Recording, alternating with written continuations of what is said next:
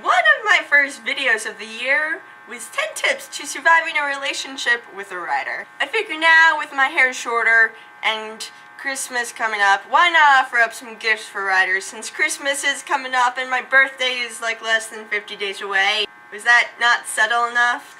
Anyways, while I show you some product placement that was not paid for, but I'm addicted to these things, here are 10 gift ideas for the writer in your life. I don't know why I'm eating one at a time. I might as well just... 1. A cute, funny mug. I still have the Tic Tac in my mouth, by the way. Even if the writer in your life does not like coffee, chances are they like tea or hot chocolate or some other warm, hot beverage that belongs in a mug. There are all kinds of unique and kind of cool looking coffee mugs out there, so there's no need to go for a boring one. Find a cool one. 2.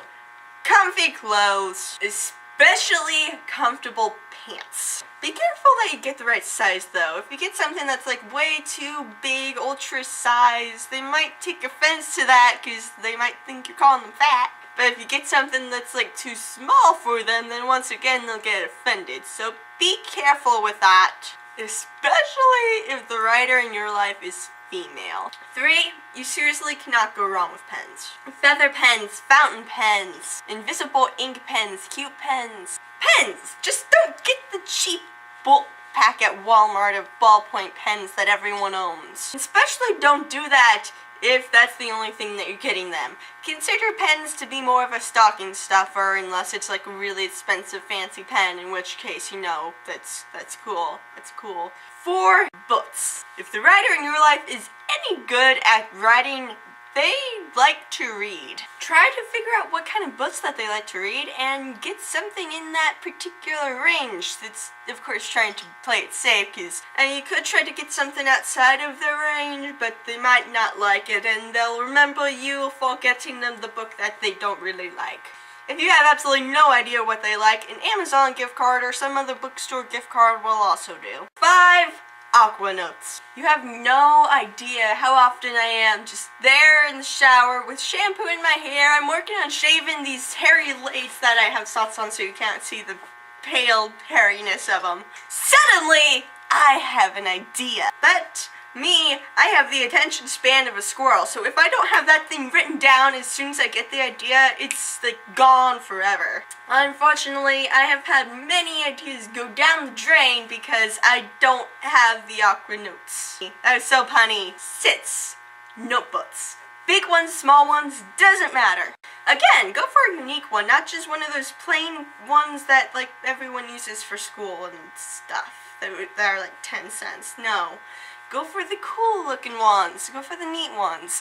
Go for a personalized one. You know, small pocket-sized notebooks are great for the writers that tend to go out a lot.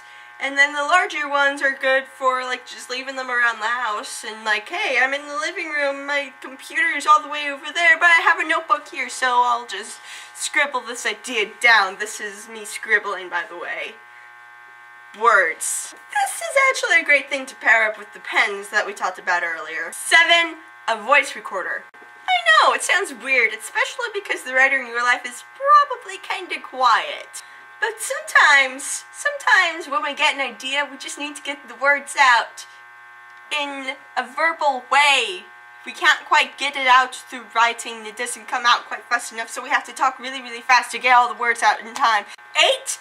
An iTunes gift card. Of course, be sure that they actually use iTunes before getting them an iTunes gift card, but most people do use iTunes, so you should be okay there, but I'd still double check.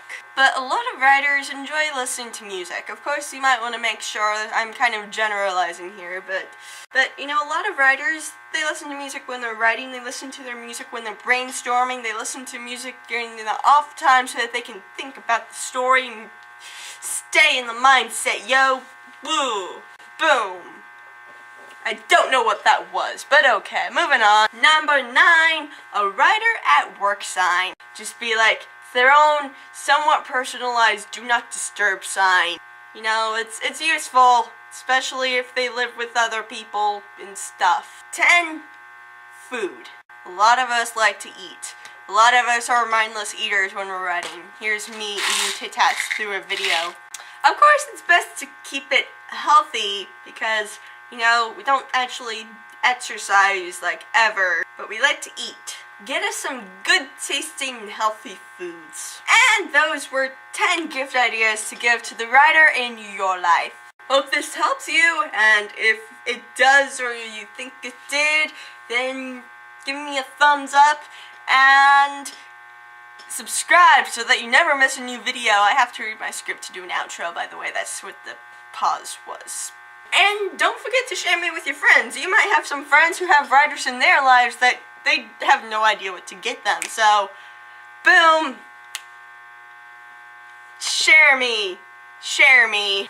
And as always, I will see you on Wednesday. Bye-bye. Good tack.